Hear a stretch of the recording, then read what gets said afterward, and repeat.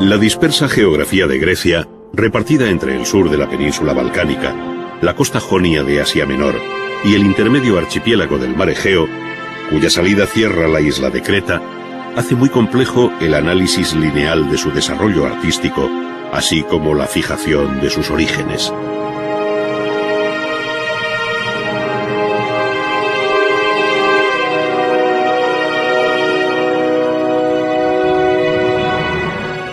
Sin embargo, desde que el arqueólogo alemán Heinrich Schliemann, buscando la tumba de Agamenón, descubrió en 1876 la necrópolis real de Micenas, y más tarde el inglés Arthur Evans excavó en 1900 el palacio de Knossos, en Creta,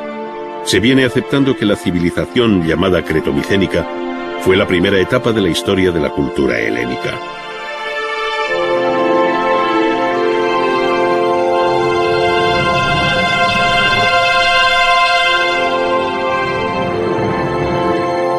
El amplio arco cronológico en el que aquella se inscribe iría desde finales del tercer milenio hasta el siglo XII a.C.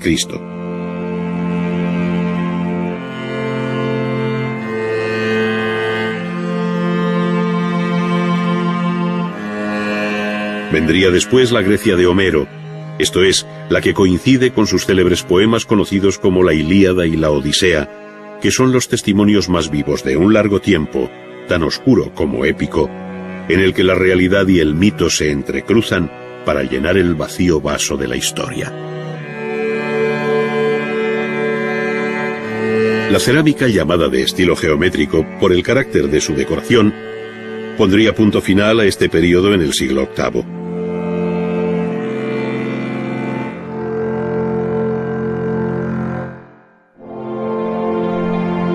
Siglo, por otra parte, que conoce la expansión del pueblo griego por el Mediterráneo occidental,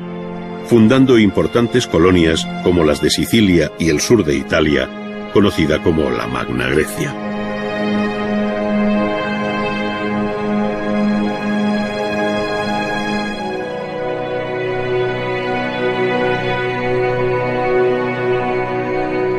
Sería a partir de ese momento cuando se produce el verdadero despertar del arte griego, haciendo evolucionar no solo sus formas cerámicas y decorativas, sino dando entrada a la escultura monumental en piedra con la gran familia de los Kuroi y Corés que datan de los siglos VII y VI. Fue también entonces cuando se define la polis como organización política y urbana y el templo como realidad en la que se resume la esencia de la arquitectura griega, conociendo luego una paulatina depuración formal y estilística bajo el período clásico. La fragmentación interna del imperio helenístico en varias monarquías tras la muerte de Alejandro en el año 323 reforzó el protagonismo de ciudades como Alejandría, Pérgamo o Rodas, que con sus talleres de escultura o nuevas realizaciones monumentales compitieron con la pujanza de Atenas, eclipsando su hegemonía en el campo de las artes, sin olvidar lo que en el mundo de las ciencias representaron nombres como los de Euclides en Alejandría o Arquímedes de Siracusa.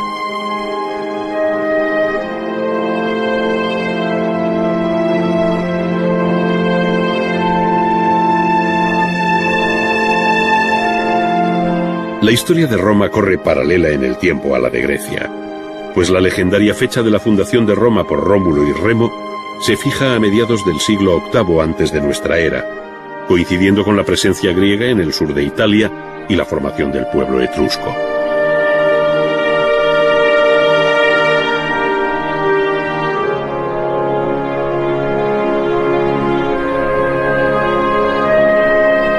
Este, entre los siglos VII y VI, alcanzó su máximo apogeo al ocupar las 2/3 partes de la península italiana, siendo entonces cuando Roma toma su nombre actual y llega a cuajar como ciudad. Pero en los últimos años del siglo VI, el Lacio y su capital, Roma, se rebeló y formó un estado independiente que llamó Res Publica, esto es, el nuevo régimen republicano, que puso fin al mandato de Tarquino el Soberbio como último rey de Roma. Se iniciaba entonces un periodo de expansión, en el que Roma se impuso a los griegos ocupantes de Italia. Se enfrentó con Cartago por el dominio del Mediterráneo occidental e intervino en las guerras macedónicas que le dieron la llave para convertir en provincias romanas los viejos reinos helenísticos.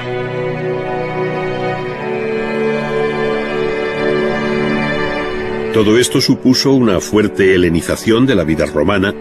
y muy especialmente en el terreno artístico, de tal modo que el arte romano, paradójicamente, aparece como continuador de la rica tradición griega.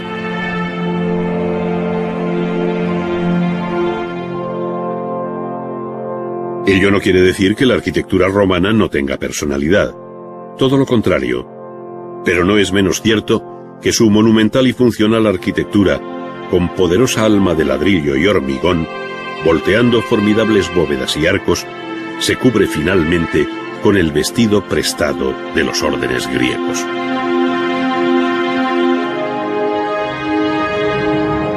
Otro tanto sucede con la escultura y pintura,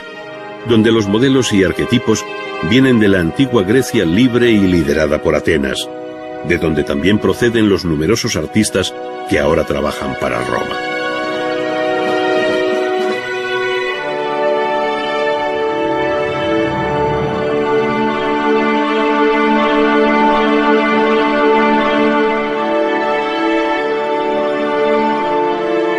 Ello no impide que algunos temas, como el retrato o el relieve narrativo,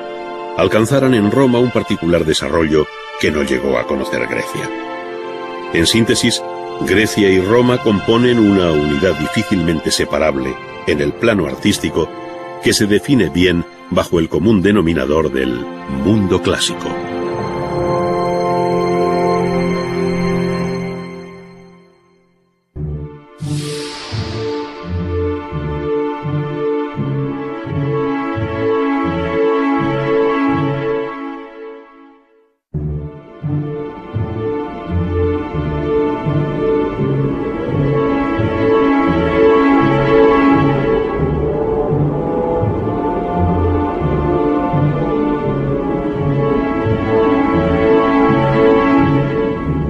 La historia de la arquitectura occidental,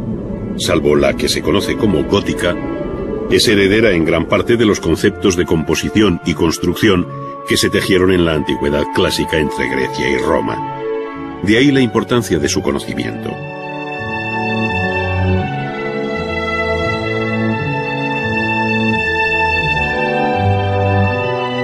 Si a Grecia se debe el rico lenguaje de los órdenes y el cuidadoso estudio de sus proporciones, que tiene en el templo su mejor expresión, Roma aportó una extraordinaria técnica constructiva basada en el uso del arco y la bóveda, al tiempo que utilizaba materiales como el ladrillo y el hormigón, cuya modesta apariencia se revestiría luego con vistosa piel de mármol.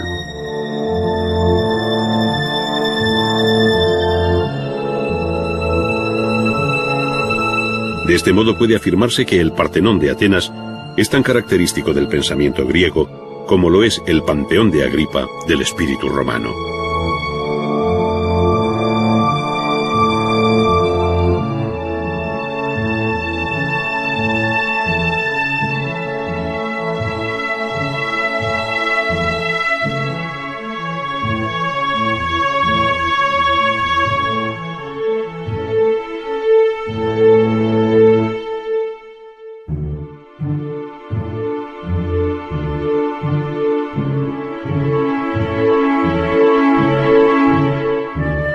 El apasionante capítulo de la arquitectura griega tiene como preámbulo obligado la cultura cretomicénica, cuyo núcleo principal residió primero en la isla de Creta y su célebre Palacio de Cnosos, y después en Micenas, con sus ciclópeas murallas en las que se abre la conocida Puerta de los Leones, y con la serie formidable de enterramientos reales como el llamado Tesoro de Atreo o Tumba de Agamenón, cuya cámara funeraria cubierta con cúpula se encuentra al final de un largo corredor de acceso.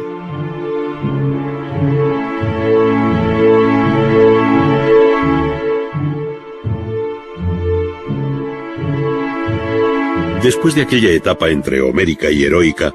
se fue conformando en el período arcaico, entre los siglos VIII y VI a.C., la arquitectura que puede llamarse propiamente griega. Si bien participaron en este proceso pueblos muy distintos, cuya localización geográfica incluiría principalmente la península balcánica, las islas del Mar Egeo y la costa jonia de Asia Menor.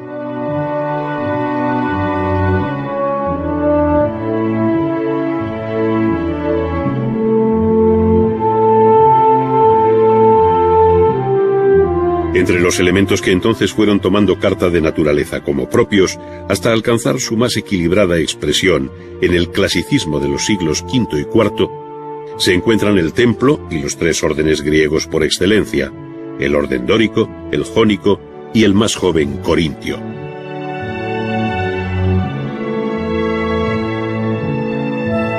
Finalmente, en el llamado período helenístico, la arquitectura siguió evolucionando hacia formas cada vez más libres y barrocas, como todo el arte griego en general.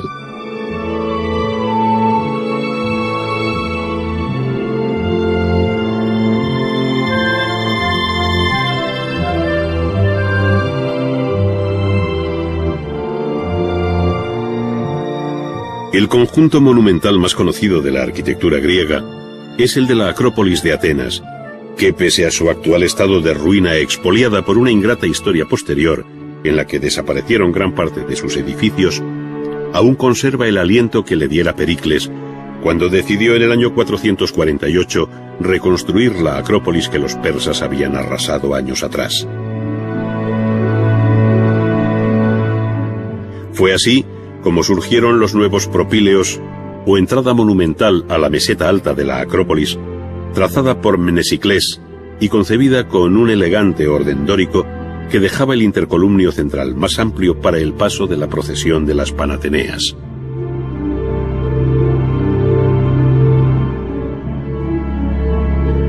Dominando la subida a los propíleos, se hizo poco después el pequeño templo jónico de Atenea Nike, o Atenea Victoriosa, debido al arquitecto Calícrates. Se trata de un templo tetrástilo, con 4 columnas en sus frentes principales, y anfipróstilo, por llevarlas solo en 2 de sus fachadas.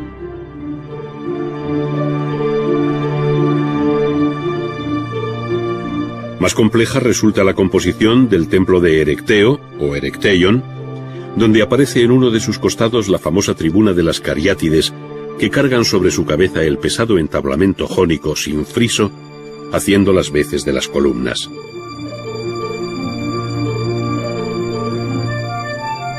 Si bien se trata de un elemento arquitectónico por su función, la poderosa figura femenina de estas mujeres de Caria se debe a la mano de un escultor, siendo para unos Calímaco su autor, mientras que otros ven el estilo de Alcamenes. Pero la obra más importante de toda la Acrópolis fue y es el templo dedicado a la diosa Atenea Parcenos, de donde deriva el nombre de Partenón. Sus arquitectos fueron Ictinos y el mencionado Calícrates, que hicieron aquí, con el concurso del escultor Fidias, una obra absolutamente extraordinaria, superando en tamaño, proporciones y originalidad a cuanto se había hecho hasta entonces en todo el mundo griego. Se trata de un templo períptero, con columnas en sus 4 frentes, octástilo, por tener en sus fachadas principales 8 columnas, y de un refinadísimo orden dórico, el orden griego por excelencia. Sus dimensiones y proporciones están cuidadas, incorporando correcciones ópticas a fin de evitar monotonía y distorsiones visuales. Así, por ejemplo, todas las líneas teóricamente horizontales están curvadas en arco, y los ejes de las columnas no son rigurosamente verticales, sino que están desplomados hacia el interior.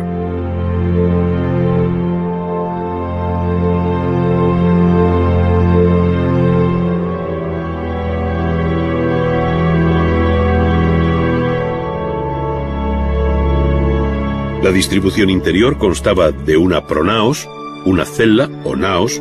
y el opistódomos, siendo la cella el espacio más amplio que, dividido en 3 naves, guardaba la estatua de oro y marfil de Atenea, hecha por Fidias.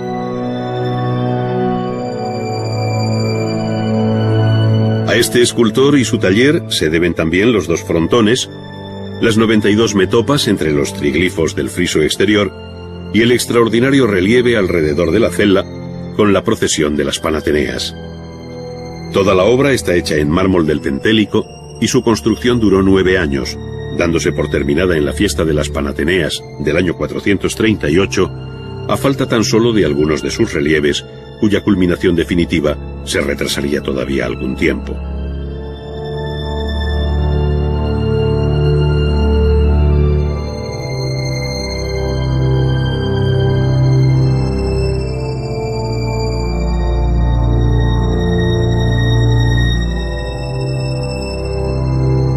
Las colonias griegas de las costas del Mediterráneo occidental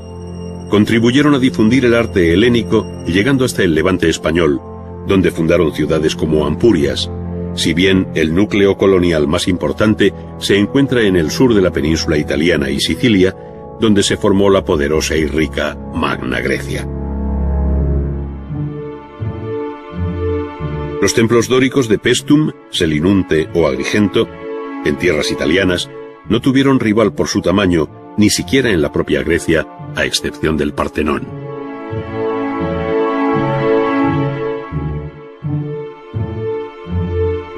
Mientras que los griegos ocupaban el mediodía de Italia, otro pueblo, el etrusco, fue extendiéndose por la península hasta que la alianza de griegos y romanos puso fin a su expansión. Su arquitectura la conocemos a través de lo que Vitruvio recoge en su tratado, así como por los restos arqueológicos y la serie de tumbas que, como las de Cerveteri, reproducen el interior de la vivienda privada.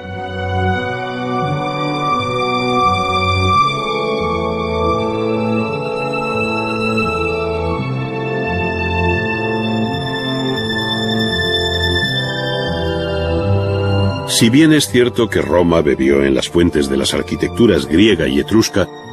no lo es menos que siempre mostró una fuerte originalidad, desbordando ampliamente el marco de sus antecedentes. En efecto, la arquitectura romana, desde la República hasta el final del Imperio, tuvo siempre un marcado sentido funcional y práctico frente al carácter religioso que domina la arquitectura griega y etrusca. Así, además del templo, donde se hace más patente su deuda respecto a los modelos griegos y etruscos,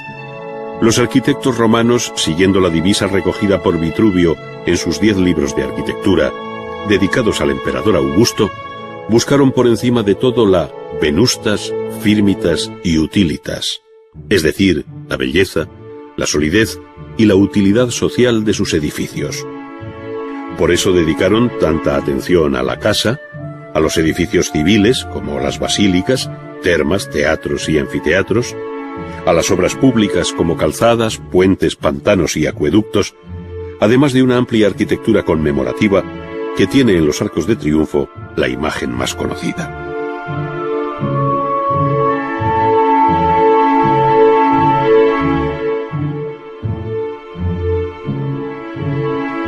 La propia ciudad estuvo sometida a un plano de racionalidad geométrica presidido por el foro, que actuaba a modo de plaza mayor, reuniendo en su entorno al templo, la basílica y el mercado, y dejando amplias y regulares manzanas para las casas que se desarrollaron en torno al atrio y un peristilo a la griega con sus jardines.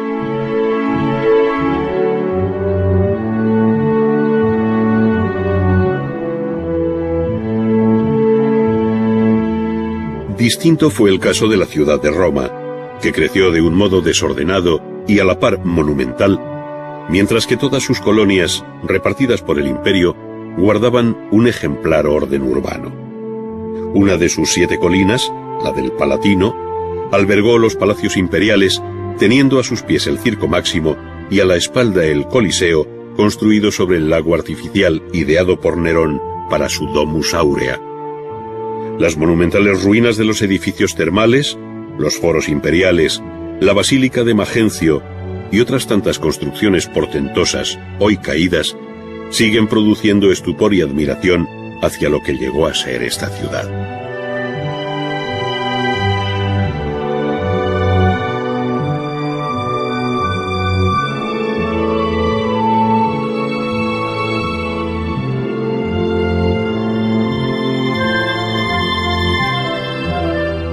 De toda la arquitectura monumental de Roma, perteneciente a la época del Imperio,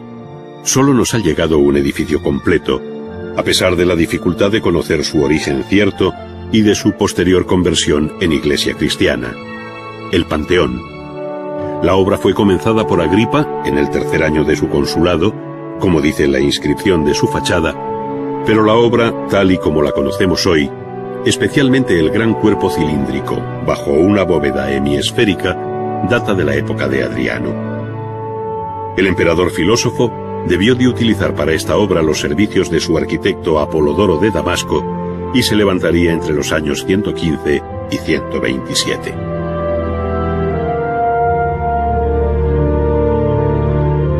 Detrás de la fachada columnaria, que recuerda la de un templo adintelado griego, con un frontón triangular que teóricamente debía corresponder a una cubierta a dos aguas, lo que realmente aparece es un cuerpo cilíndrico, autónomo, de un diámetro de unos 43 metros, que es la misma medida que alcanza la altura de su bóveda. Esta, en su interior, deja visibles los casetones decrecientes que se abren entre las líneas de meridianos y paralelos, hasta dejar en lo alto un óculo abierto,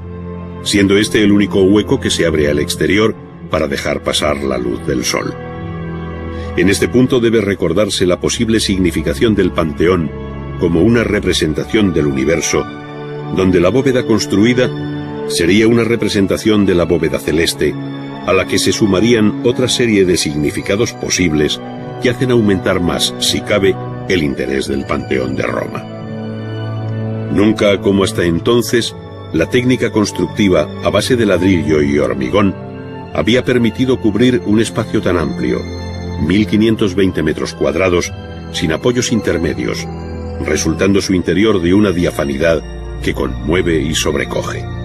Hay en él algo de inmortal por encima de la contingencia humana, y por eso recibió los restos de hombres que, como los de Rafael, no tenían cabida en otro lugar, sumando a la inmortalidad del edificio la fama imperecedera del artista.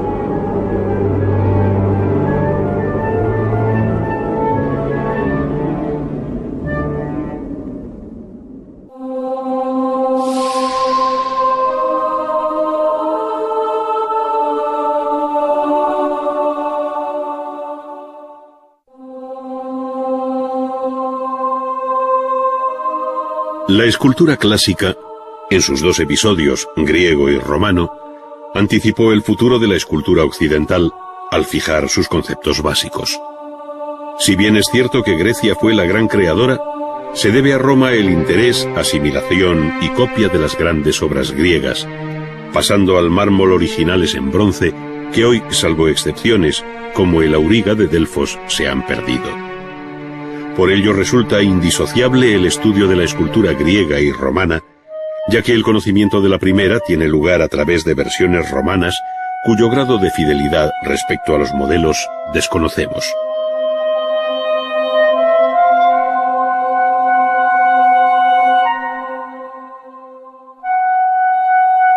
Dentro del arte griego, la escultura es, de las tres artes mayores, la que mejor permite seguir su proceso evolutivo, pues partiendo de un largo período conocido como arcaico, la escultura puso especial empeño en la búsqueda de un arte normativo y canónico a través de las figuras masculina y femenina, llámense kuroi, atletas o dioses. El hecho es que la escultura griega emprendió la senda de la estética idealista frente al mundo real,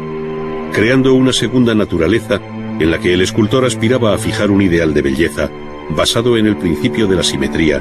que para los griegos era la relación de las partes entre sí y la de éstas con el todo.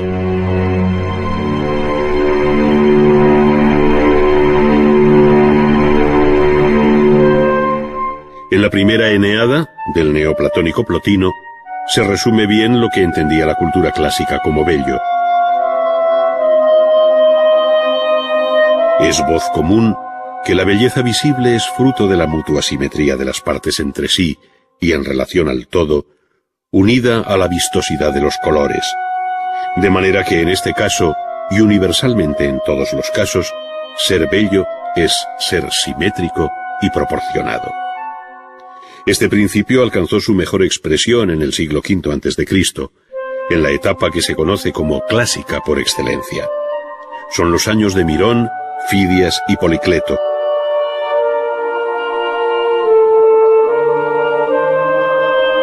En la centuria siguiente se produjo una relajación del canon clásico, experimentando nuevas relaciones de proporciones e ideas que pueden entenderse como un manierismo,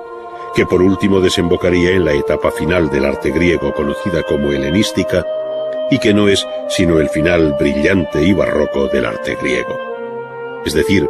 arcaísmo, clasicismo, manierismo y barroco, como profético anticipo del discurrir formal del futuro arte europeo, y como señal evidente de la originalidad e independencia del arte griego con respecto a todos los procesos artísticos conocidos hasta entonces. Dos de las más conocidas esculturas arcaicas se encuentran actualmente en el Museo del Louvre: la Dama de Auxerre, del siglo VII, y probablemente procedente de un taller cretense, y la llamada Era de Samos, del siglo VI y de escuela jónica.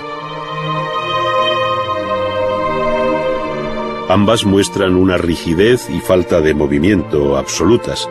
llevando los brazos pegados al cuerpo y recordando las esculturas más antiguas que se hacían en madera y se veneraban en los templos, los xoana.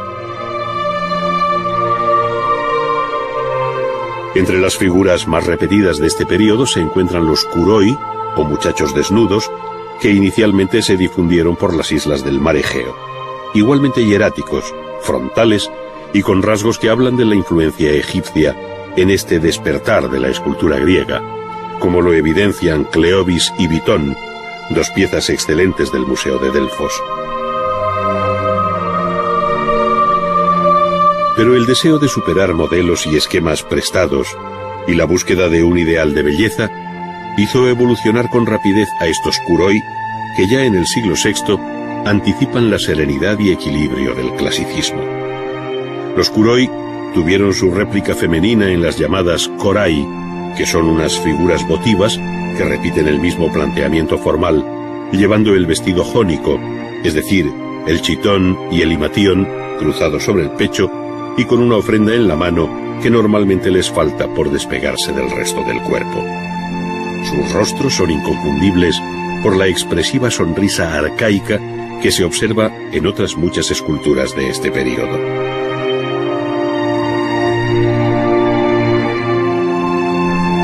El paso del arcaísmo al clasicismo fue relativamente breve,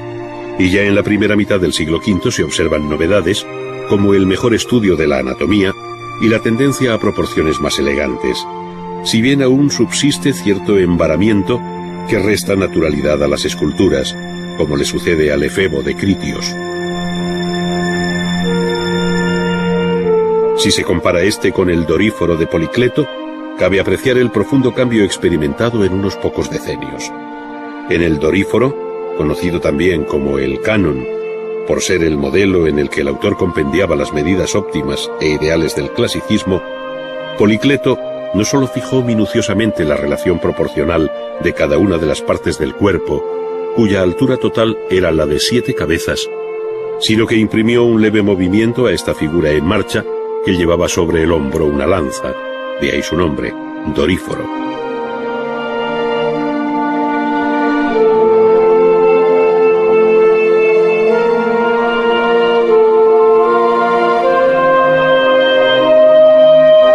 Otro tanto hizo en su diadúmeno, captado en el momento de ceñirse la cinta de vencedor sobre la frente, donde se hace igualmente patente la fuerte articulación de su anatomía.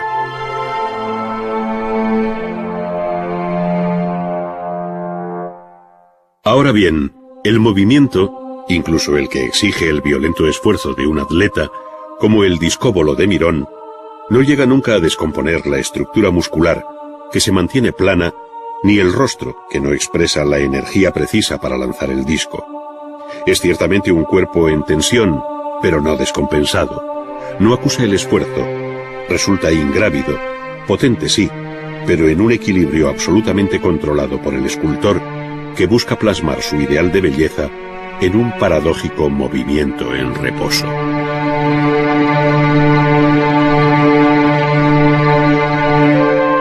Contemporáneo de Policleto y Mirón, y activo en la segunda mitad del siglo V a.C., fue el gran escultor Fidias, uno de los nombres de mayor peso en la historia universal del arte, y a quien Plutarco atribuye la supervisión de la nueva Acrópolis de Atenas por encargo expreso de Pericles. Su obra nos es conocida a través de descripciones antiguas y de copias romanas, habiendo alcanzado especial fama su Atenea Parcenos, cuya belleza, según Quintiliano, había añadido algo a la religión tradicional.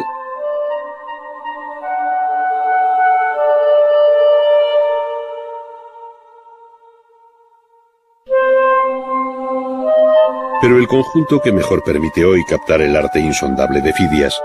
es el que se concibió para vestir la arquitectura del Partenón en sus frontones, metopas y gran friso interior,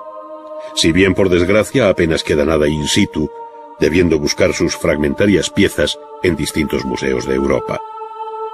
En los frontones, según atestigua Pausanias, se narraba el nacimiento de Atenea y la disputa de Atenea con Poseidón por el dominio de la tierra, cuyas figuras son exentas y en las que cabe contemplar aquella técnica llamada de los paños mojados, que Fidias utilizó prodigiosamente para hacer ver bajo las ropas las formas llenas del cuerpo femenino.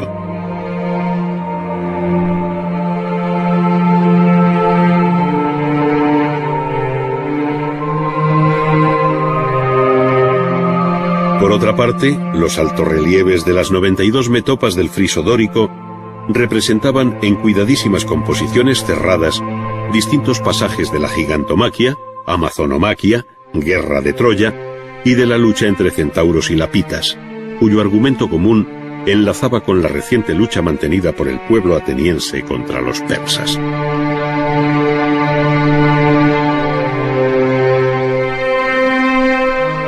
En Atenas,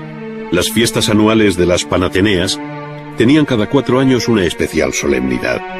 Era la Gran Panatenea, siendo este el argumento que Fidias desarrolló en bajorrelieve en el friso exterior de la cella del Partenón, una de las obras cumbre de toda la historia de la escultura.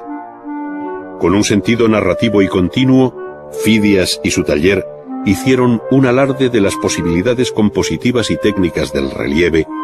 haciendo desfilar una procesión religioso-cívica compuesta por grupos de hombres, mujeres, muchachos y jinetes, que con un paso medido en términos musicales, formaban el cortejo que acompañaba al velo tejido para Atenea, protectora de la ciudad.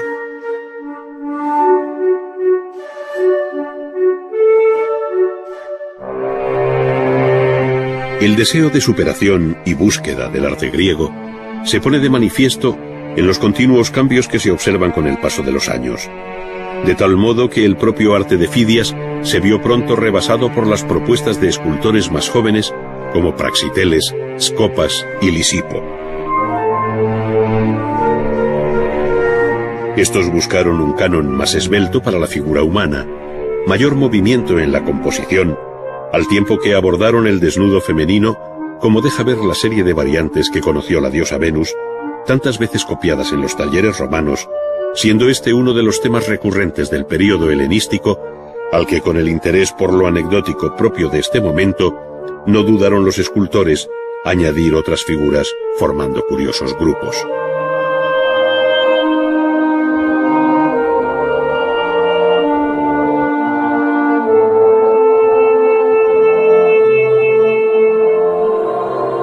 La Venus más famosa de este último período helenístico, y de autor desconocido, es la Venus de Milo, en el Museo del Louvre,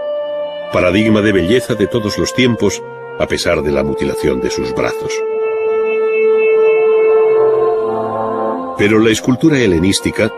cuya duración en el tiempo se fija entre la muerte de Alejandro Magno y la conversión de Grecia en provincia de la República Romana en tiempos del Principado de Augusto, tuvo otras muchas facetas ligadas a distintas escuelas, destacando la de Rodas con la victoria de Samotracia,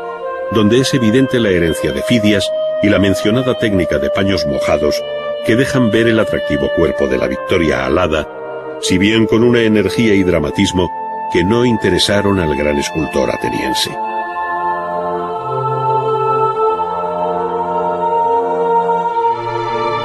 Otra de las obras más conocidas de esta escuela de Rodas es el magnífico grupo de Laoconte, cuyo original en bronce conocemos a través de la copia romana hallada en 1506. La escultura se atribuye, según Plinio, a 3 artistas, a Gesandro, Atenodoro y Polidoro, quienes recogieron no solo el dolor físico de Laoconte, sino el sufrimiento interior al ver morir a sus hijos por culpa suya, al ser castigado por Apolo. El grupo original debe ser de finales del siglo III o principios del siglo II antes de nuestra era. Fue una de las obras más representativas y barrocas de la escultura griega por su realismo dramático. La fuerza, el movimiento violento, la expresión dramática y la descripción realista de cuerpos y objetos caracterizaron buena parte de la escultura helenística, siendo la escuela de Pérgamo la que encarna igualmente esta tendencia en los relieves del altar de Zeus, hoy en un museo de Berlín, donde se cuenta la terrible lucha entre los dioses y los gigantes. Qué lejos quedan las planas musculaturas de Policleto y Mirón, pero sin ellos hubiera sido imposible llegar hasta aquí.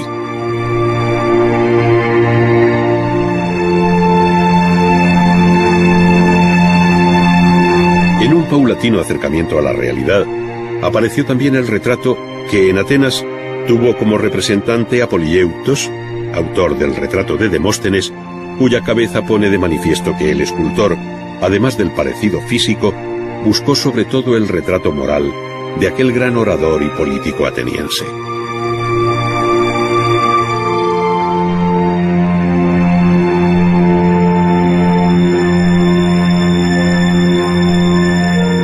La influencia de la escultura griega fue grande en toda el área mediterránea, siendo los propios etruscos especialmente sensibles a su arte, que con un cierto retraso repite desde las fórmulas propias del arcaísmo, con su sonrisa y pliegues geométricos de las ropas, hasta los desenfadados modelos alejandrinos. Desde el punto de vista técnico, la mayor diferencia estriba en que los etruscos trabajaron con especial habilidad el barro cocido, con el que hicieron obras prodigiosas, sin que por ello desconocieran la técnica de la fundición del bronce en hueco, con la que se hicieron extraordinarios animales, como la conocida quimera de Arezzo, o figuras de una gran naturalidad como el arringatore, vestido con una toga, y cuyo realismo adelanta una de las constantes del arte romano.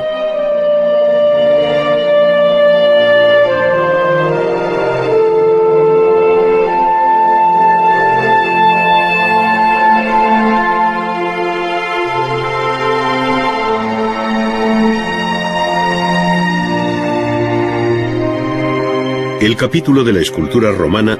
es en general absolutamente deudor de Grecia, al tiempo que ésta le debe el haber perpetuado sus obras en mármol, utilizando muchas veces a artistas griegos. Sin embargo, cabe subrayar el mayor interés que Roma tuvo sobre Grecia por el retrato, tanto en el ámbito privado como público. Los retratos de la época republicana ofrecen un verismo sorprendente que enlaza con el realismo de las imagenes maiorum, esto es, las imágenes de los antepasados, a las que se les rendía culto familiar en el tablinum de la casa, cuyos rostros, mostrando el rigor mortis, recuerdan a las mascarillas funerarias en cera que encargaban los familiares del difunto. Bajo el Imperio, se inició un giro hacia el retrato idealizado, de suave modelado, del que son buenos ejemplos los retratos del emperador Augusto, al que se rindió culto público como Pontifex Maximus, al igual que a todos sus sucesores, de tal manera que el retrato imperial se convirtió en la espina dorsal de la escultura romana. A través de sus rostros y de los de sus mujeres se ve cambiar la moda en el peinado de estas o en las barbas de aquellos, conociendo momentos de aproximación o lejanía respecto a una concepción real o idealista del retrato oficial que, como propaganda política, se extendió por todo el imperio.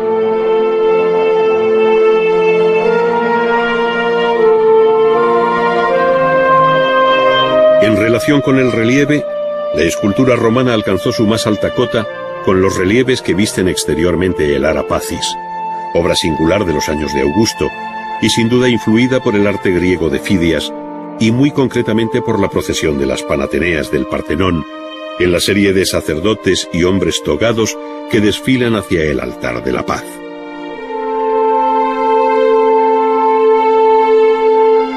Por otra parte, la columna trajana ofrece una solución original al desarrollar en espiral, con un sentido narrativo e histórico, las campañas militares de Trajano en las fronteras del imperio, dejándonos muchos datos del mayor interés por la minuciosidad descriptiva de todas sus escenas.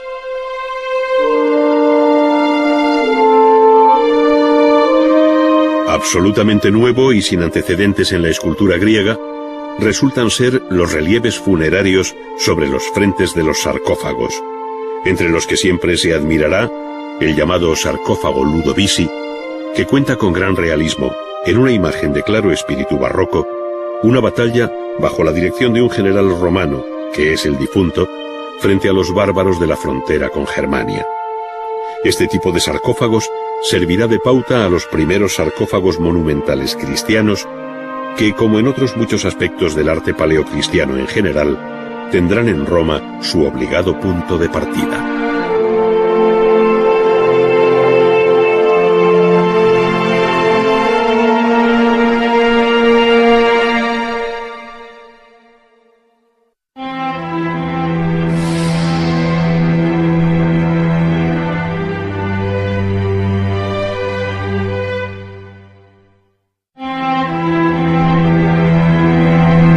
La pintura griega tiene también lejanos antecedentes en la cultura cretense, donde la decoración mural nos ha permitido conocer movidas escenas de tauromaquia y la forzada representación de la figura humana que evidencia influjo egipcio, además de las conclusiones que cabe extraer de la decoración pintada en las distintas piezas cerámicas halladas en las excavaciones, como la conocida crátera micénica de los guerreros del siglo XIII a.C.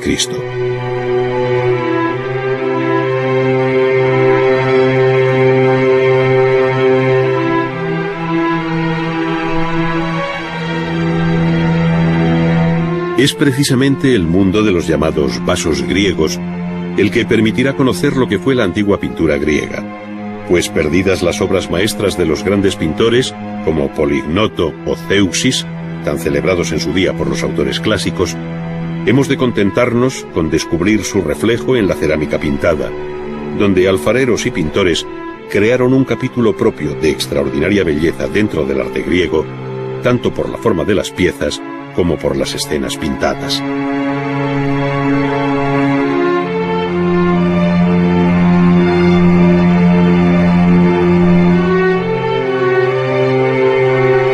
Así, partiendo del periodo geométrico y orientalizante, con figuras muy esquemáticas, las superficies de los vasos griegos se convirtieron en campo apropiado para la representación de todo tipo de escenas, mitológicas, de costumbres, deportivas, eróticas, etc., que estilísticamente siguieron el curso general del arte griego a través del arcaísmo, clasicismo y período helenístico.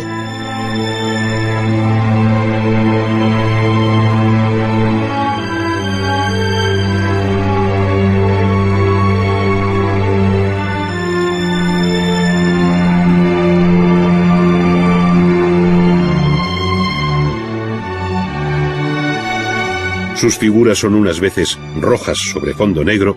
y otras, al contrario, figuras negras sobre fondo rojo, salvo la excepción de los lequitoi, funerarios, que se pusieron de moda en la Atenas de Pericles, donde las figuras aparecen sobre un fondo blanco, generalmente en torno al difunto, que aparece siempre vivo.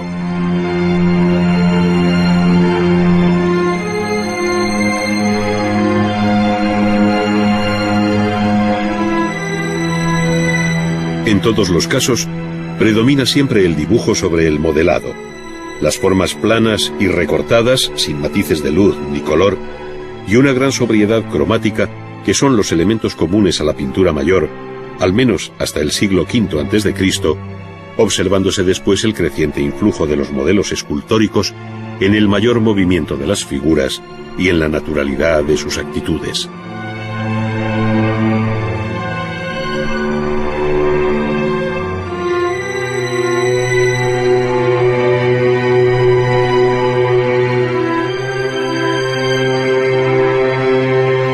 A partir de entonces, la cerámica siguió decorándose sobre estos viejos esquemas, al margen de la gran revolución que introdujo uno de los pintores más famosos de todos los tiempos, Apeles, un verdadero mito dentro de la historia de la pintura, retratista de Alejandro Magno, pero de quien sin embargo no nos ha llegado obra alguna. Sabemos que utilizó la cera y que empleó 4 colores que matizaba con el claroscuro.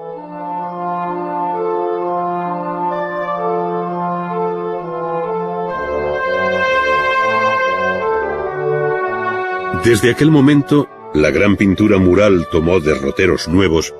y a falta de una obra original griega, nos quedan las copias romanas, que fijaron para siempre en mosaico las grandes composiciones hoy perdidas. Ninguna obra tan espectacular como la batalla de Iso, en definitiva un cuadro de historia que narra el enfrentamiento entre Alejandro y Darío III. La copia en mosaico fue encargada en el siglo II a.C. por el propietario de la Casa del Fauno en Pompeya, a quien le interesó tener una réplica de un famoso original griego del siglo IV, muy probablemente contemporáneo de Apeles, atribuyéndose su autoría a Filoxenos de Eretria. La imagen es muy elocuente acerca de la composición, escorzos, movimiento y dramatismo, que preludiando el arte helenístico deja muy atrás al clasicismo de los años de Pericles.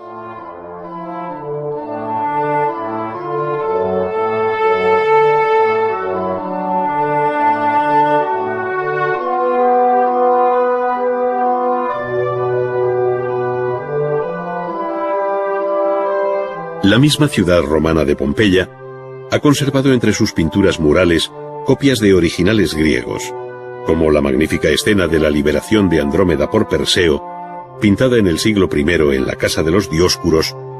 pero cuyo original se debe al pintor griego Nikias y data de la segunda mitad del siglo IV a.C. La proporción del atlético cuerpo de Perseo se ajusta al canon fijado por entonces por el escultor Praxiteles, para quien la altura ideal del cuerpo humano era de 8 cabezas, es decir, una figura más esbelta que la creada por Policleto años atrás.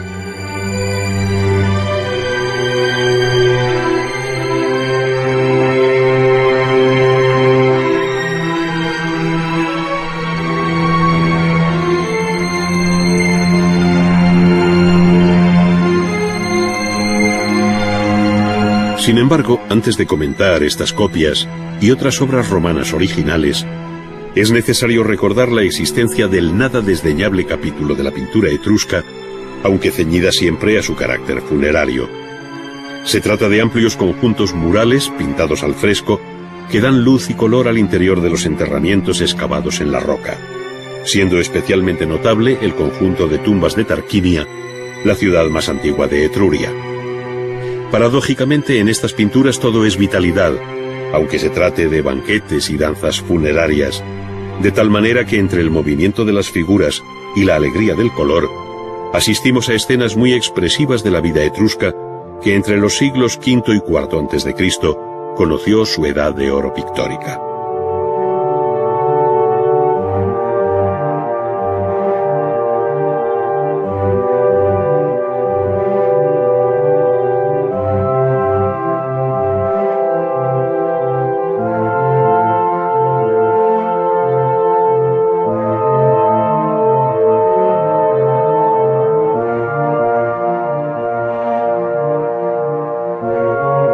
La ciudad de Pompeya, que quedó bajo las cenizas del Vesubio en el año 79,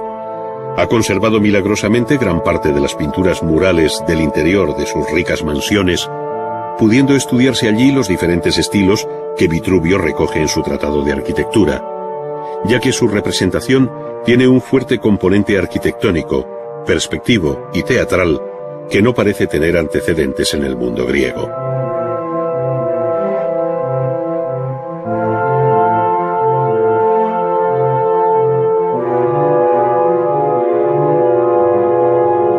Sobre estos muros se hicieron también copias libres de célebres composiciones griegas, como las bodas aldobrandinas, referidas a las de Alejandro con Roxana, obra del pintor griego Aetion, o el sacrificio de Ifigenia, cuyo original se atribuye a Timantes y se pintó para la llamada casa del poeta trágico de Pompeya. No obstante, en esta ciudad, el conjunto más sorprendente y original es el de la Villa de los Misterios,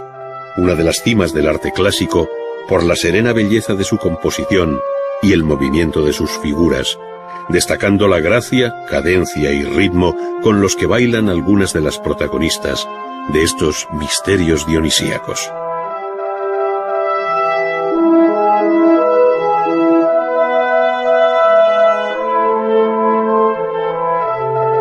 Además de lo señalado, la pintura romana abordó todos los géneros pictóricos posibles, desde el paisaje hasta el bodegón. Pero tuvo especial relevancia, al igual que había ocurrido en el campo de la escultura, el retrato. En este campo también fue Pompeya la que nos legó los mejores ejemplos conocidos, como el de la pareja formada por el panadero Paquio Próculo y su esposa, en una estudiada pose que coincide con la de otros retratos contemporáneos. Su realismo y silenciosa mirada, acusadamente abierta y frontal, vinculan estos retratos con los de carácter funerario que tanta fama dieron a los talleres de El Fayum, en Egipto. Sin embargo, se perciben en los de Pompeya una melancolía, un pathos muy característico, que se diría de ascendencia griega, según se ve en la mirada dulce de la llamada poetisa de Pompeya, que repite el consabido gesto de llevarse el cálamo hacia los labios, mientras que sostiene en la mano izquierda las tablillas en las que apunta sus anotaciones.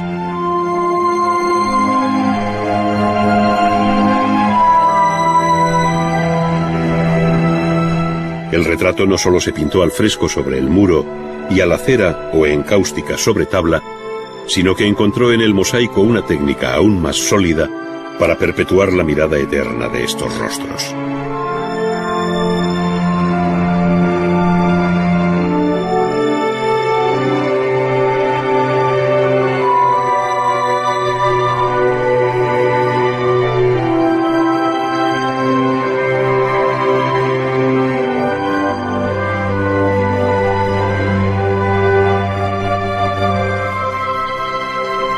Finalmente, cabe añadir que el mosaico participa de la misma visión pictórica, especialmente el llamado opus vermiculatum, que permitía frente al carácter geométrico del opus tessellatum la sinuosidad, perfiles, modelado y cromatismo de las figuras con análogos matices a los que podía emplear el pintor con los pinceles en la mano.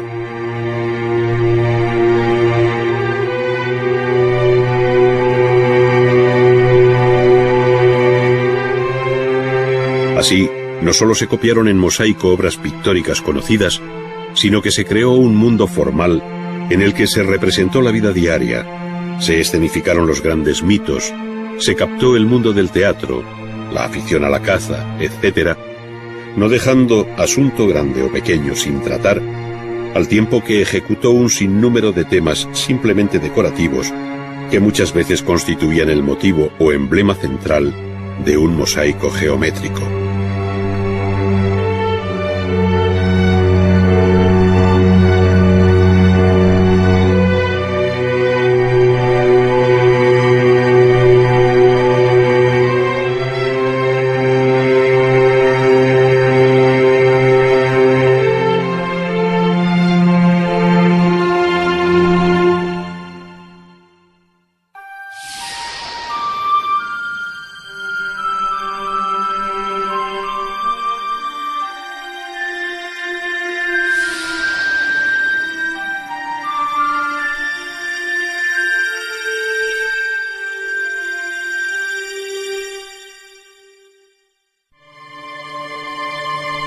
En el campo de la escultura, la llamada talla directa tiene frente al modelado una especial consideración reconocida por los propios maestros del gremio. Ello se debe al modo de trabajar directamente sobre la piedra, venciendo las dificultades de su estructura física con unos sencillos útiles que no han variado a lo largo de la historia. Es decir, con la amplia familia de cinceles, punteros y gradinas que en manos fuertes y seguras son golpeados con una maza cuyo manejo requiere tanta fuerza como contención, tanta delicadeza como habilidad para coronar con éxito su obra. En esta serie de grabados del siglo XVIII, pertenecientes a la Enciclopedia de Diderot y d'Alembert, se recogen los diferentes modos de abordar una escultura, fijando la imagen de lo que ésta tiene de oficio. En efecto, arte y oficio van de la mano, y el conocer los distintos procedimientos de éste permite el mejor entendimiento de aquel.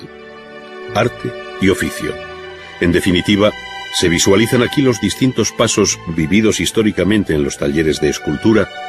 donde maestros, oficiales y aprendices se comunicaron sus conocimientos, los secretos del oficio, puesto que el talento es solo patrimonio personal que no cabe sino imitar. En este taller hemos sorprendido a dos oficiales que tienen muy diversa tarea, pues mientras uno prepara el caballete para hacer un boceto, otro está terminando el ornato de uno de los soportes de una mesa de piedra siguiendo un modelo romano. Al acercarnos a su trabajo podemos comprobar que ya ha rebajado el fondo, del que se destacan los elementos en relieve, que ahora se dispone a afinar con una gubia de boca curva, para luego repasar el tallo con una escofina, produciendo un polvillo que elimina soplando una y otra vez. La ejecución del relieve exige el uso constante del lápiz, pues no en vano la escultura es una de las artes del diseño, como ya dijera Vasari. En efecto, sin dibujo no hay escultura, y el dibujo representa la guía firme del artista durante su trabajo. Pero el dibujo también está en el comienzo de la obra, pues la plasmación de la idea, la representación de la forma imaginada, requiere una primera visualización para fijarla,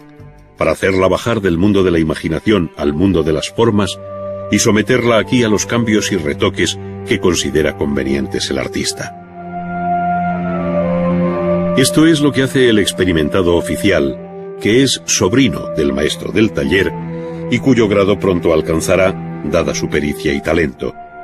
Está haciendo unos croquis previos, tanteando la composición y detalles de los jinetes y caballos que se propone plasmar en relieve y apurando el dibujo hasta extremos de gran belleza que el espectador nunca conocerá. Es decir, detrás del gran escultor se esconde siempre un excelente dibujante. El paso siguiente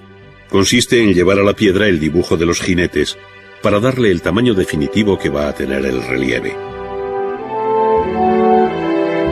Estamos en una fase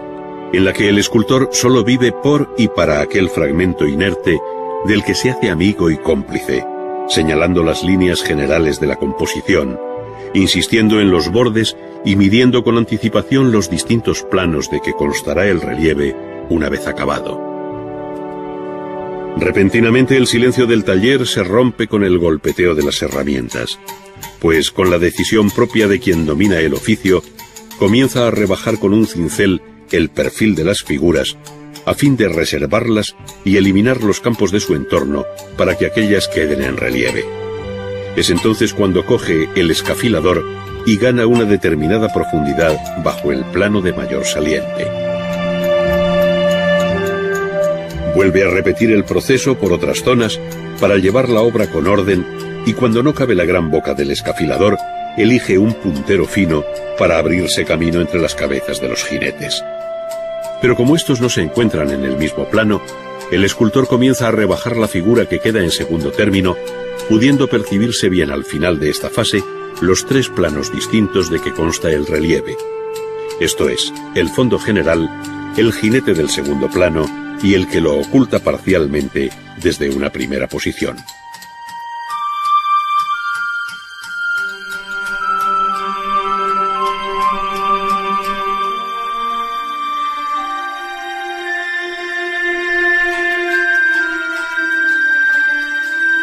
Entretanto, su compañero, que tiene encomendadas tareas de tipo ornamental,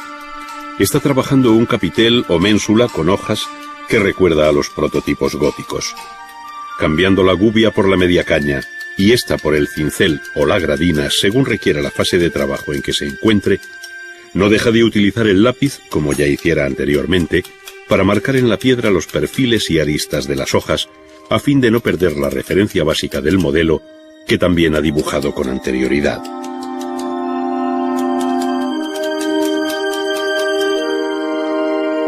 De este modo se labraron los innumerables capiteles que en todo tiempo han servido de punto de arranque a arcos y bóvedas, pues se trata en este caso de un capitel ménsula en ángulo que irá embebido en el muro de un claustro, por lo que sus lados están cortados a escuadra para poderlo aparejar con los sillares inmediatos, mientras que las caras posteriores tan solo están desbastadas. La vinculación del relieve, y muy especialmente del relieve monumental con la arquitectura, ha sido siempre muy estrecha, siendo incluso sus útiles prácticamente los mismos que secularmente han utilizado los canteros. Por ello, el conocimiento de la piedra, de su dureza y posibilidades de acabado, del tipo de corte del bloque, de la mano buena y de su ley, le es familiar al escultor que, como se cuenta de Miguel Ángel, siente ya el pálpito de su próxima obra ante el sólido capaz sobre el que ha de trabajar. Sobre piedra caliza, mármoles y areniscas, sin excluir ahora otros tipos de piedra natural, se han hecho obras prodigiosas dentro del ámbito del relieve. La historia del arte ha contemplado obras maestras no solo en la Edad Media con relieves como los románicos de Silos, sino que la antigüedad nos ha dejado una insuperable lección plástica de un refinamiento difícil de alcanzar, como puede ser el relieve asirio o egipcio. Dioses, héroes y animales han nutrido secularmente la imaginación del artista, que tomó del natural sus apuntes para captar la vida y la muerte del ser vivo. Naturaleza y vida es el reto que el escultor se propone vencer, pues a diferencia de los relieves decorativos, cuya belleza se limita a la correcta ejecución de sus temas ornamentales, en este grupo de jinetes debe haber acción, movimiento, expresión, y ello no cabe posponerlo por más tiempo. De ahí que el escultor se identifique cada vez más con su trabajo, tallando la piedra con orden, sí, pero también con energía vivificadora, sacándole todo el partido posible a sus herramientas, que obedecen como si fueran prolongación de las propias manos. Ha llegado el momento de comenzar el modelado interior de las figuras. De aquí que el cambio de herramientas sea continuo: el cincel para cortar, la escofina para afinar las superficies, la gubia para abrir largas cuencas, la gradina, con su inconfundible huella estriada, para morder esta piedra caliza de compacta estructura, y por encima de todo el lápiz, siempre el lápiz, para repasar y fijar las formas. De este modo la línea se vuelve volumen y el antiguo dibujo plano va cobrando un valor tridimensional.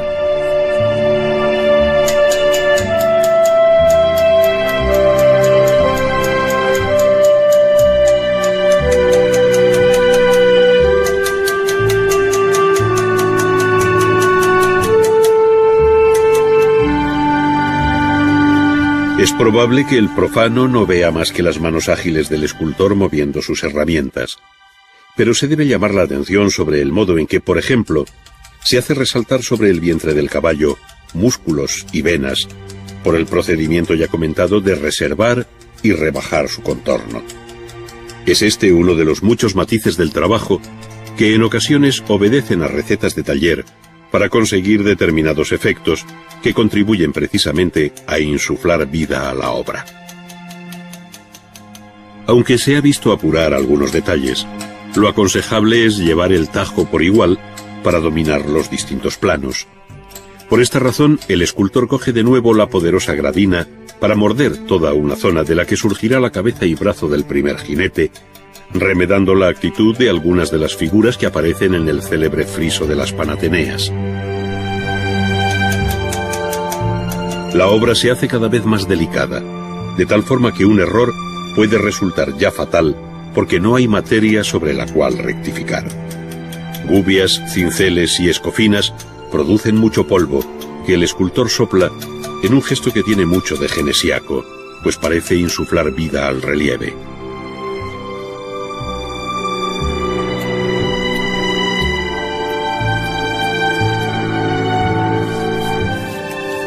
La posición de la herramienta, perpendicular al plano del fondo o en paralelo, permite efectos distintos, siendo uno de los más importantes el rebaje posterior de las formas, en su encuentro con otro plano, de tal manera que proyecten sombra sobre el fondo. No se puede olvidar que la obra terminada y que no posee luz propia, debe contar con la que recibe de un modo natural. Por eso decía con razón el gran escultor Rodin: «Dadme una bella forma y os daré una bella sombra». Es aquí donde empiezan los efectos pictóricos del relieve, con sus matices de luz y sombra, con su escala de grises, que hacen de esta manifestación artística una de las más complejas y refinadas de toda la historia del arte.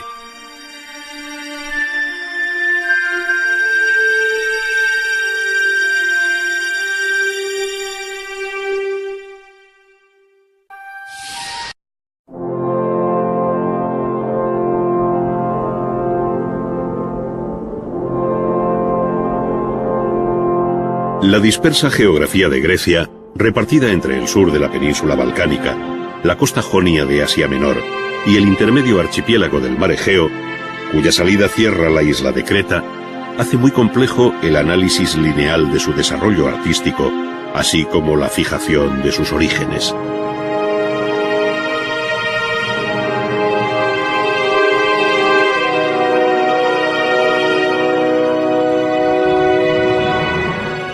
Sin embargo, desde que el arqueólogo alemán Heinrich Schliemann, buscando la tumba de Agamenón, descubrió en 1876 la necrópolis real de Micenas,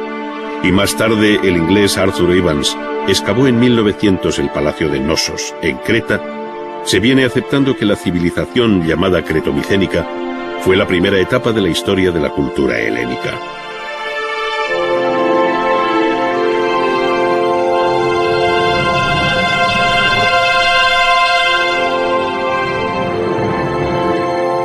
El amplio arco cronológico en el que aquella se inscribe iría desde finales del tercer milenio hasta el siglo XII a.C.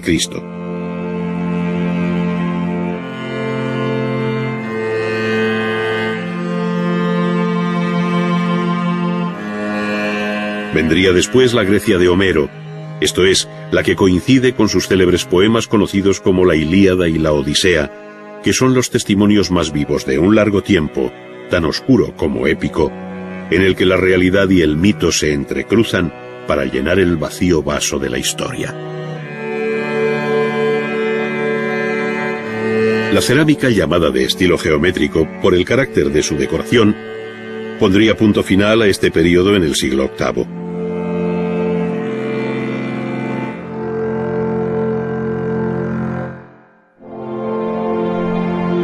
Siglo, por otra parte, que conoce la expansión del pueblo griego por el Mediterráneo occidental, fundando importantes colonias como las de Sicilia y el sur de Italia, conocida como la Magna Grecia.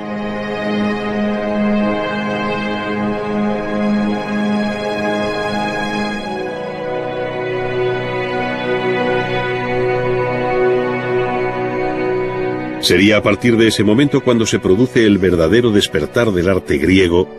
haciendo evolucionar no solo sus formas cerámicas y decorativas, sino dando entrada a la escultura monumental en piedra con la gran familia de los Kuroi y Corés que datan de los siglos VII y VI.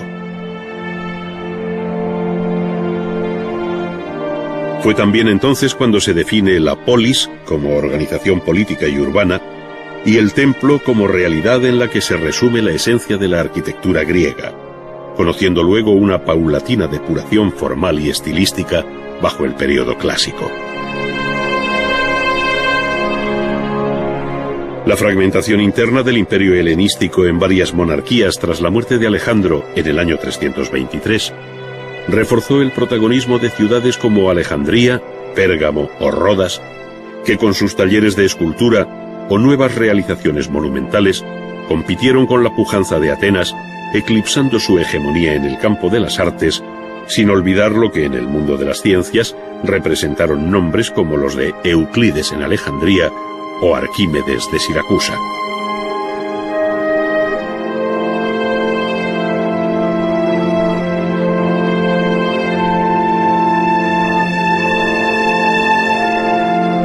La historia de Roma corre paralela en el tiempo a la de Grecia, pues la legendaria fecha de la fundación de Roma por Rómulo y Remo se fija a mediados del siglo VIII antes de nuestra era, coincidiendo con la presencia griega en el sur de Italia y la formación del pueblo etrusco.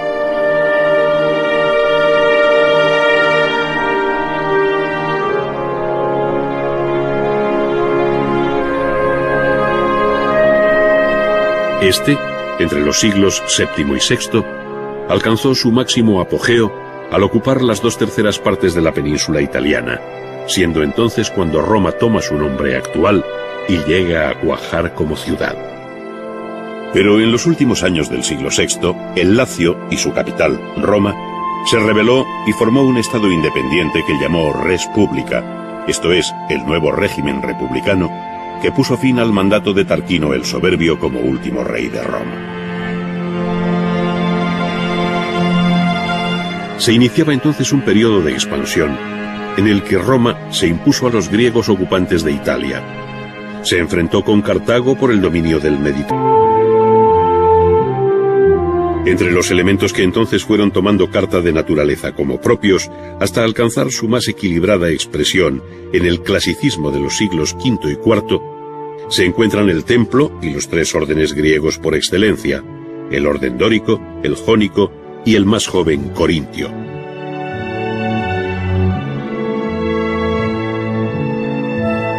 Finalmente, en el llamado período helenístico, la arquitectura siguió evolucionando hacia formas cada vez más libres y barrocas, como todo el arte griego en general.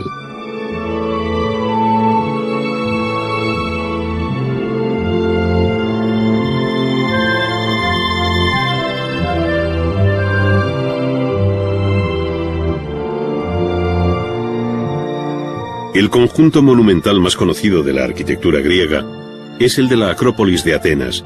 que pese a su actual estado de ruina expoliada por una ingrata historia posterior, en la que desaparecieron gran parte de sus edificios, aún conserva el aliento que le diera Pericles cuando decidió en el año 448 reconstruir la Acrópolis que los persas habían arrasado años atrás. Fue así como surgieron los nuevos propíleos, o entrada monumental a la meseta alta de la Acrópolis, trazada por Mnesiclés y concebida con un elegante orden dórico que dejaba el intercolumnio central más amplio para el paso de la procesión de las Panateneas.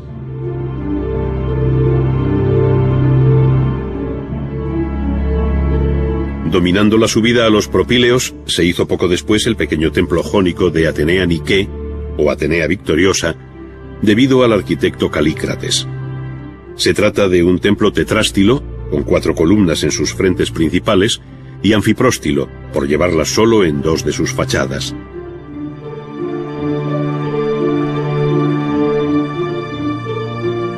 Más compleja resulta la composición del templo de Erecteo, o Erecteion,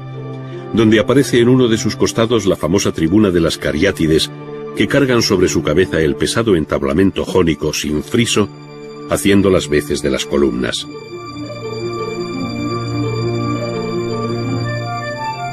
Si bien se trata de un elemento arquitectónico por su función, la poderosa figura femenina de estas mujeres de Caria se debe a la mano de un escultor, siendo para unos Calímaco su autor, mientras que otros ven el estilo de Alcamenes.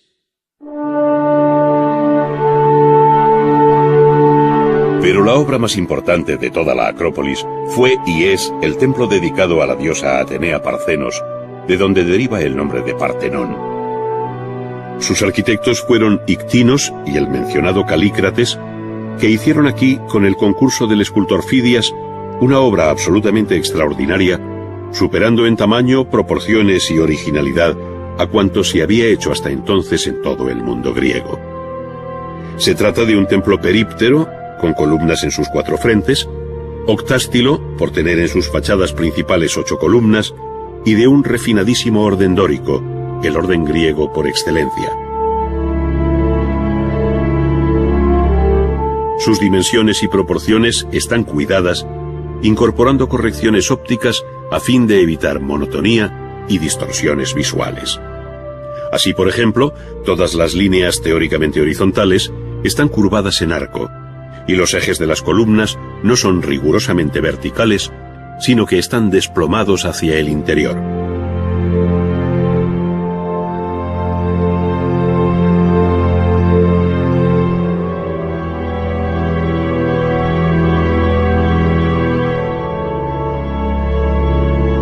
La distribución interior constaba de una pronaos, una cella o naos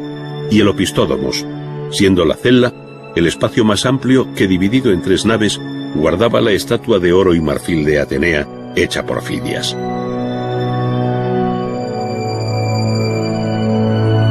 A este escultor y su taller se deben también los 2 frontones, las 92 metopas entre los triglifos del friso exterior y el extraordinario relieve alrededor de la cella con la procesión de las Panateneas.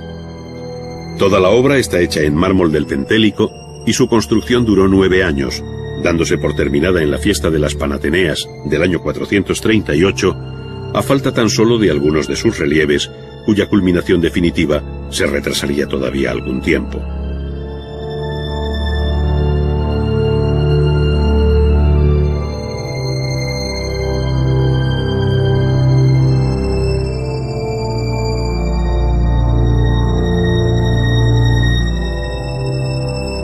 Cubierta a 2 aguas, lo que realmente aparece es un cuerpo cilíndrico, autónomo, de un diámetro de unos 43 metros, que es la misma medida que alcanza la altura de su bóveda. Esta, en su interior, deja visibles los casetones decrecientes que se abren entre las líneas de meridianos y paralelos, hasta dejar en lo alto un óculo abierto, siendo este el único hueco que se abre al exterior para dejar pasar la luz del sol. En este punto debe recordarse la posible significación del Panteón como una representación del universo, donde la bóveda construida sería una representación de la bóveda celeste, a la que se sumarían otra serie de significados posibles que hacen aumentar más, si cabe, el interés del Panteón de Roma. Nunca, como hasta entonces, la técnica constructiva a base de ladrillo y hormigón había permitido cubrir un espacio tan amplio, 1520 metros cuadrados, sin apoyos intermedios, resultando su interior de una diafanidad que conmueve y sobrecoge. Hay en él algo de inmortal por encima de la contingencia humana, y por eso recibió los restos de hombres que, como los de Rafael, no tenían cabida en otro lugar, sumando a la inmortalidad del edificio la fama imperecedera del artista.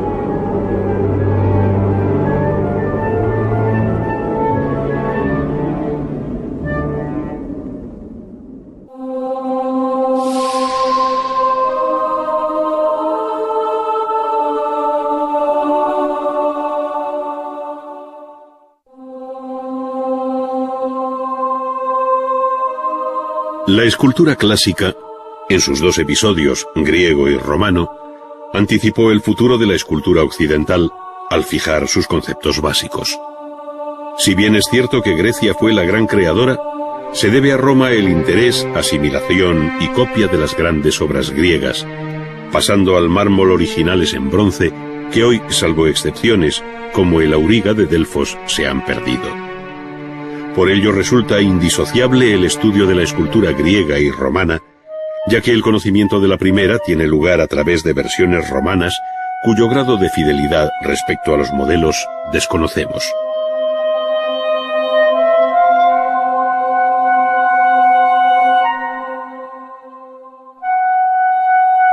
Dentro del arte griego,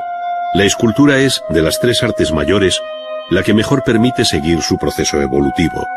pues partiendo de un largo período conocido como arcaico, la escultura puso especial empeño en la búsqueda de un arte normativo y canónico a través de las figuras masculina y femenina, llámense kuroi, atletas o dioses. El hecho es que la escultura griega emprendió la senda de la estética idealista frente al mundo real,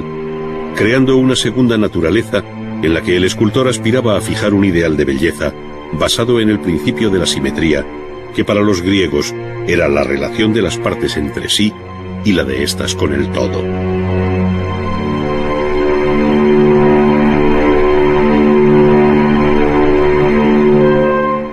En la primera Eneada, del neoplatónico Plotino, se resume bien lo que entendía la cultura clásica como bello. Es voz común que la belleza visible es fruto de la mutua simetría de las partes entre sí y en relación al todo, unida a la vistosidad de los colores, de manera que en este caso, y universalmente en todos los casos, ser bello es ser simétrico y proporcionado. Este principio alcanzó su mejor expresión en el siglo V a.C., en la etapa que se conoce como clásica por excelencia. son los años de Mirón, Fidias y Policleto.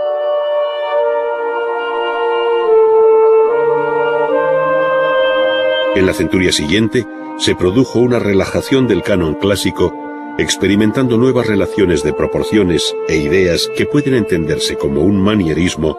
que por último desembocaría en la etapa final del arte griego conocida como helenística, y que no es sino el final brillante y barroco del arte griego. Es decir, arcaísmo, clasicismo, manierismo y barroco, como profético anticipo del discurrir formal del futuro arte europeo, y como señal evidente de la originalidad e independencia del arte griego con respecto a todos los procesos artísticos conocidos hasta entonces. Dos de las más conocidas esculturas arcaicas se encuentran actualmente en el Museo del Louvre: la Dama de Auxerre, del siglo VII, y probablemente procedente de un taller cretense, y la llamada Era de Samos, del siglo VI y de escuela jónica. Las colonias griegas de las costas del Mediterráneo occidental contribuyeron a difundir el arte helénico, llegando hasta el Levante español, donde fundaron ciudades como Ampurias, si bien el núcleo colonial más importante se encuentra en el sur de la península italiana y Sicilia, donde se formó la poderosa y rica Magna Grecia. Los templos dóricos de Paestum, Selinunte o Agrigento, en tierras italianas, no tuvieron rival por su tamaño, ni siquiera en la propia Grecia, a excepción del Partenón.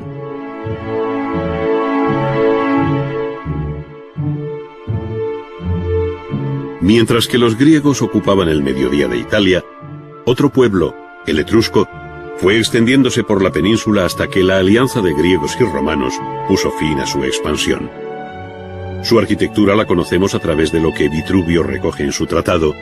así como por los restos arqueológicos y la serie de tumbas que, como las de Cerveteri, reproducen el interior de la vivienda privada.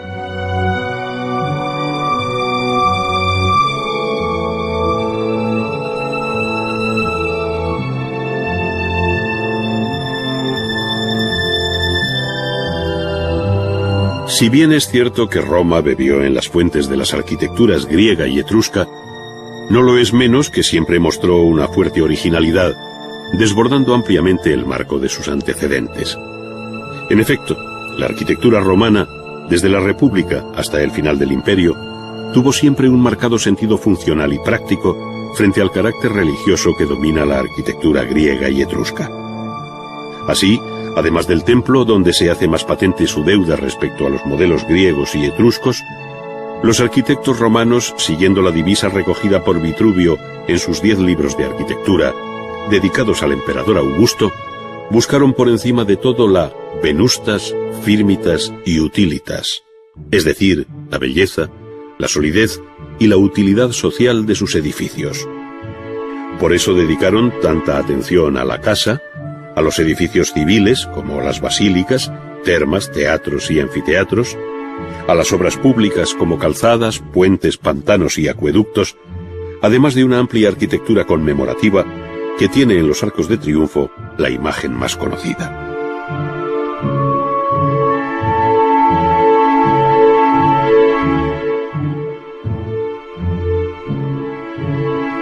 La propia ciudad estuvo sometida a un plano de racionalidad geométrica presidido por el foro, que actuaba a modo de plaza mayor,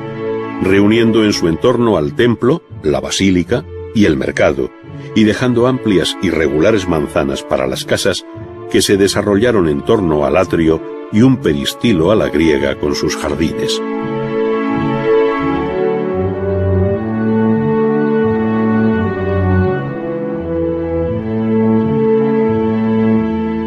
Distinto fue el caso de la ciudad de Roma, que creció de un modo desordenado y a la par monumental, mientras que todas sus colonias, repartidas por el imperio, guardaban un ejemplar orden urbano. Una de sus 7 colinas, la del Palatino, albergó los palacios imperiales, teniendo a sus pies el Circo Máximo y a la espalda el Coliseo, construido sobre el lago artificial ideado por Nerón para su Domus Aurea. Las monumentales ruinas de los edificios termales, los foros imperiales, la Basílica de Magencio y otras tantas construcciones portentosas, hoy caídas, siguen produciendo estupor y admiración hacia lo que llegó a ser esta ciudad.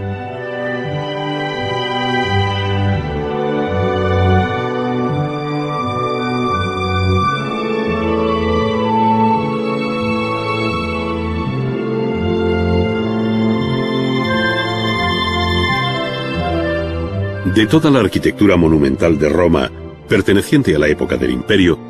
solo nos ha llegado un edificio completo, a pesar de la dificultad de conocer su origen cierto y de su posterior conversión en iglesia cristiana: el Panteón. La obra fue comenzada por Agripa en el tercer año de su consulado, como dice la inscripción de su fachada, pero la obra, tal y como la conocemos hoy, especialmente el gran cuerpo cilíndrico, bajo una bóveda hemiesférica, data de la época de Adriano. El emperador filósofo debió de utilizar para esta obra los servicios de su arquitecto Apolodoro de Damasco y se levantaría entre los años 115 y 127.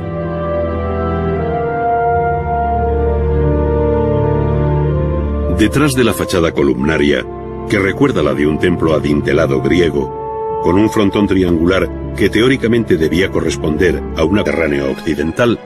e intervino en las guerras macedónicas que le dieron la llave para convertir en provincias romanas los viejos reinos helenísticos.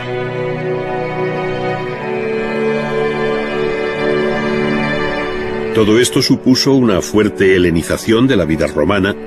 y muy especialmente en el terreno artístico, de tal modo que el arte romano, paradójicamente, aparece como continuador de la rica tradición griega.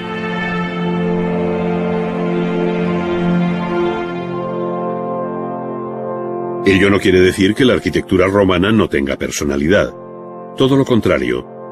pero no es menos cierto que su monumental y funcional arquitectura, con poderosa alma de ladrillo y hormigón, volteando formidables bóvedas y arcos, se cubre finalmente con el vestido prestado de los órdenes griegos.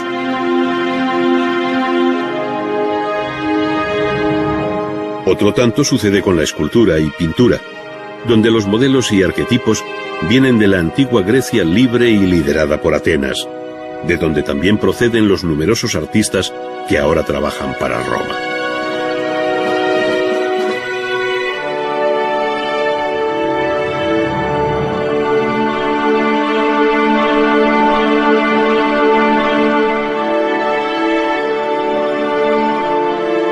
Ello no impide que algunos temas, como el retrato o el relieve narrativo, alcanzaran en Roma un particular desarrollo que no llegó a conocer Grecia. En síntesis, Grecia y Roma componen una unidad difícilmente separable en el plano artístico que se define bien bajo el común denominador del mundo clásico.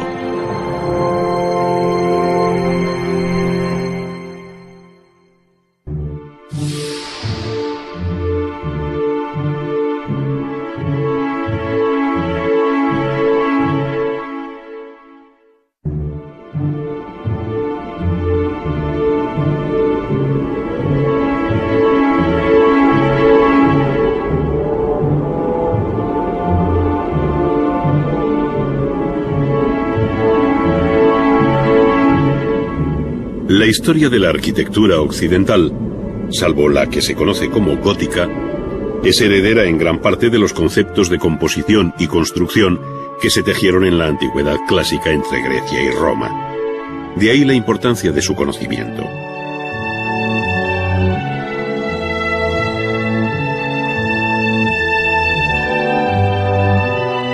Si a Grecia se debe el rico lenguaje de los órdenes y el cuidadoso estudio de sus proporciones, que tiene en el templo su mejor expresión, Roma aportó una extraordinaria técnica constructiva basada en el uso del arco y la bóveda, al tiempo que utilizaba materiales como el ladrillo y el hormigón,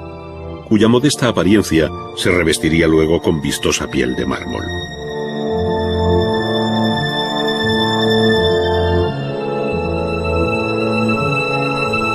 De este modo puede afirmarse que el Partenón de Atenas es tan característico del pensamiento griego como lo es el Panteón de Agripa del espíritu romano.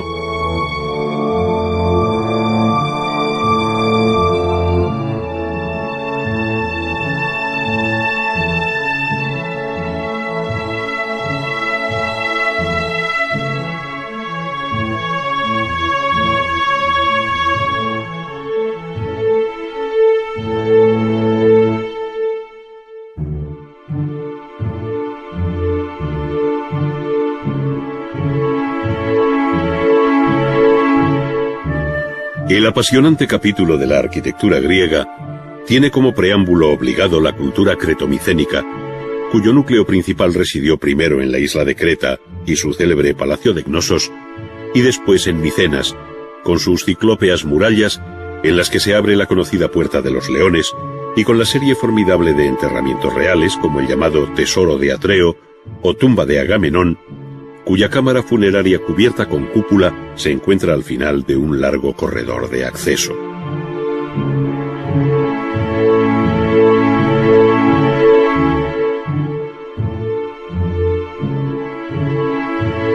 Después de aquella etapa entre homérica y heroica, se fue conformando en el período arcaico, entre los siglos VIII y VI a.C., la arquitectura que puede llamarse propiamente griega. Si bien participaron en este proceso pueblos muy distintos, cuya localización geográfica incluiría principalmente la península balcánica, las islas del mar Egeo y la costa jonia de Asia Menor.